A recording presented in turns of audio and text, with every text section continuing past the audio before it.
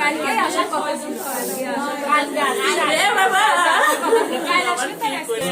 যেমনটি দেখছিলাম তার মা কিন্তু এই মুহূর্তে কান্নায় ভেঙে পড়েছেন।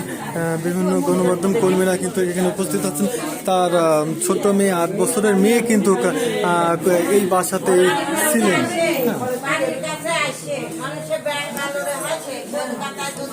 আমরা একটু দেখতে পাচ্ছি যে স্থানীয় যে স্বজনরা তারা কিন্তু এখানে উপস্থিত আছেন। স্বজনরা কিন্তু এই মুহূর্তে সান্ত্বনা দেওয়ার চেষ্টা।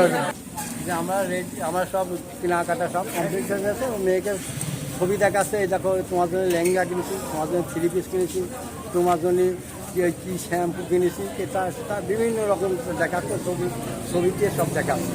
হ্যাঁ বাবা এখন থাক, আমি এখন লাগেজটাকে গুছাচ্ছি, তাই সকালে আমরা কিন্তু সকালে উঠে রওনা দেবো। এই পর্যন্ত। আর এরপরে আর কীভাবে জানতে পারলেন আপনি? সকালে ওই যে আমি 12:30 1টার দিকে বাড়ি আসি, তখন আমি জানতে পারলাম যে এই ঘটনা।